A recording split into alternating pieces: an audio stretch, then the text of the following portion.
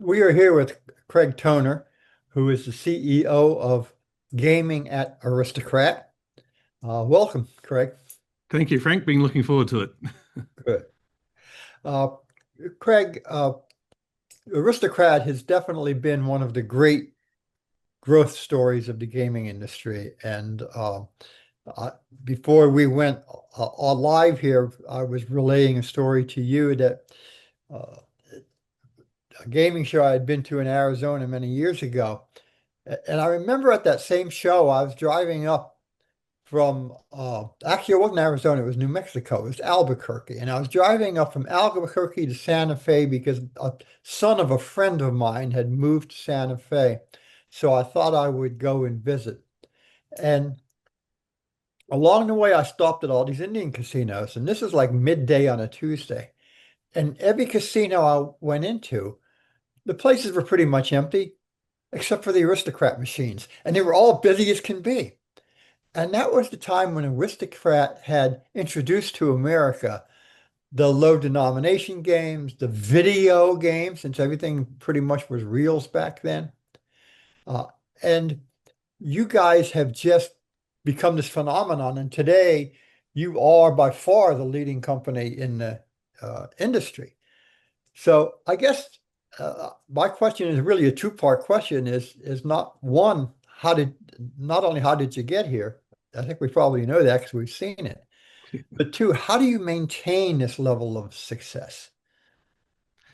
Okay, so obviously it all comes down to having the best talent in the industry, creating those innovative and industry-leading games and content, and continuing to drive that innovation to lead the industry forward. And I think we've demonstrated we've been able to do that sustainably over many, many years. And when you get to see the stand next week at G2E, you'll see the latest round of innovation that we'll be driving in the industry.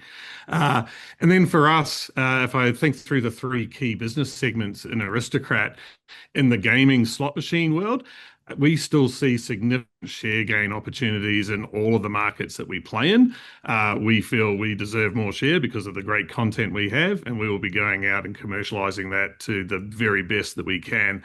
And so we see share not only in our existing markets in North America, Asia, Europe, and ANZ, but also more recently in adjacencies that we've entered, especially in North America, in the HHR, New York Lottery, VLT markets. So we've recently entered those. We're not yet the number one player. We always enter a market with the intent to be the best in the industry. So we see a long runway of sustained growth in our core markets and adjacencies. If I then look at the online interactive business, clearly we've just recently purchased Neo, we're integrated that, and now we're starting to scale our great land-based content into the online world. And if you look back at the great catalog of games that we've got, from Lightning Link all the way through to Dragon Link, Phoenix Link, Momo Mummy, Million, there's so many games, and we're only just starting to get those ported into online world. So we can see significant growth and scale in that online gaming space. And then I look at our social casino business, Product Madness, and that's where we can again continue to innovate. So we're just launching NFL franchise games into that social casino space and continuing to drive share gain in that business. So we're not content with the share we've got. We'd always like more, and we believe we've got the content and the talent to keep delivering that. Well, you certainly paint a good picture of a lot of white space yet still that can be filled in. What about internationally? We've got new markets like Brazil, which is this huge country.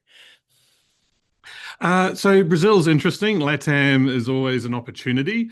I think it's the size and the scale of the market and how can we enter those markets with the outcome of being number one. And I think we still have so much to do in our core markets right now. We'll absolutely be focusing on North America, ANZ, Asia, Europe. We do have those presences into LATAM. And it's just we got to work through how do we enter it in the right way to then become the number one. So that's always a challenge that we need to think through first and enter them strategically. We'll talk a little bit more about your products later. Just one more point about from the investor point of view. It is a lot of companies talk about share repurchases, but you guys actually do it. Uh, and it seems to be considerable. What percentage of your float have you retired in the recent years? Now you're testing me. I did come from finance world, so I was broadly involved in it. But our latest buyback is about $600 million that we announced at the half year. So we will continue to assess and reassess that, and we've been doing that relatively consistently over the last 2 to 3 years. So we'll continue to assess that and maintain that level of buyback that we've been seeing at least for the next 6 months that we committed to that amount. Okay, well, it's a lot. I know that. Uh, Technology is changing everything so rapidly. Uh, And one of the things that we see today is that online has become almost integrated with land-based. What is your approach to the growth of online and land-based and any other uh, technological changes that are occurring?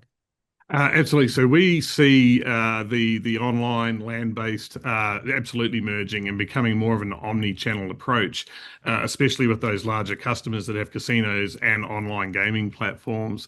So we've been working through how do we drive those partnerships and have a holistic approach to both sides of the business. And then we've been working through how do we turn up as that one Aristocrat, both online and offline. And that goes to things like we're working through how do we consolidate and have one marketing team that has seamless transition, and how do we partner with our customers to work with them to drive their customers from online to coming into the casinos, and equally how do they help drive the casino players to online and partner with those customers to drive that. Technology obviously underpins a lot of that, and that's where we saw the investment into acquiring the Neo franchise, getting the player account management tools, the remote game servers, so that we can deliver the best technology to underpin the best games in the industry as well. Part of technology is artificial intelligence. It's become the buzzword in every industry today. Uh, what are you guys doing with artificial intelligence, and what do you hope to accomplish with it? I'll break it down into a few different areas because AI is such a broad-ranging term. So we've been leveraging elements of AI for several years now. So if I look at firstly automation, the Python code language that underpins a lot of AI, we've got some very clever people that build Python automation, and that's about accelerating the processes and the systems and the outputs so that we can then spend less time on the doing and getting the preparation of the reports. And then how do we spend more time understanding the insights and the so what and acting? So there's a speed to market, and there's also a quality of insights to keep leading the company and driving that share gain out in the market. We've then more recently leveraged generative AI, and we've done examples, and I'll talk to product in a second, but we leverage it across all elements of the business. And one of the key ones that we've been recognized externally by Gartner, we received an award, was a generative AI model that the finance team built, sitting on top of all of our different financial data. And because we're a company that's grown through acquisitions, we have a lot of different ERPs, and trying to get a consolidated view is always an interesting challenge. But we now have this Gen AI tool that sits over the top, and you can enter a natural language query like, how am I performing on install base versus plan versus a year ago? And it goes away, generates the numbers. And then you say, can you put that into a graph for me?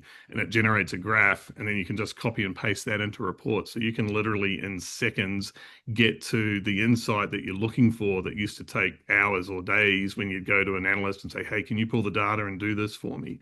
And so we generated that about 12 months ago, and we entered it into an AI review with Gartner, and they recognized us with two other key enterprises for that, generating that AI tool and leveraging it in finance.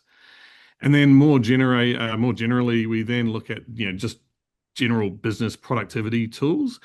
And if you think about our broad organization across all the different business units and functions, we are literally located in all four corners of the globe.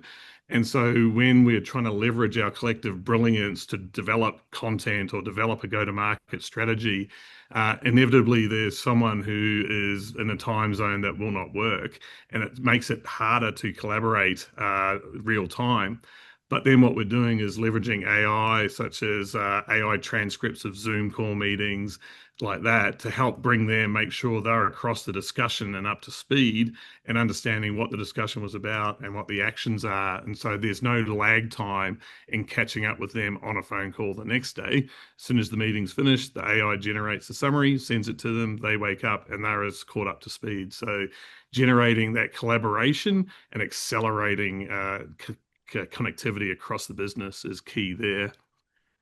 If I then turn to how we're leveraging it in product world, we're starting to look at potential experiments and working through generating AIs to generate ideas, especially like in artwork and artwork concepts. So they can leverage the creative teams can leverage AI, generate some samples of AI concepts, review them, and then they can take those concepts and then build out the finished artwork. So it again accelerates the process, and it's a tool for inspiration, and it's a bit like artists. They'll go to a library and look at art books and coffee table books and look at images and get inspiration and leverage that to accelerate how they generate their art.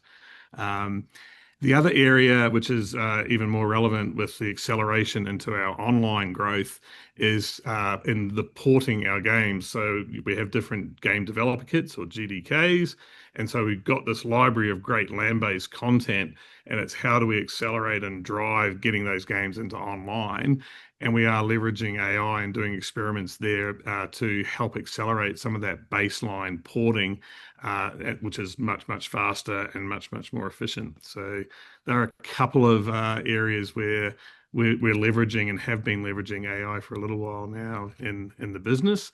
And I think the overall message is it's a collaboration tool and an accelerator to get the great content out into the marketplace. And so we're leveraging it in that aspect and always looking to how do we move faster into getting the content out there.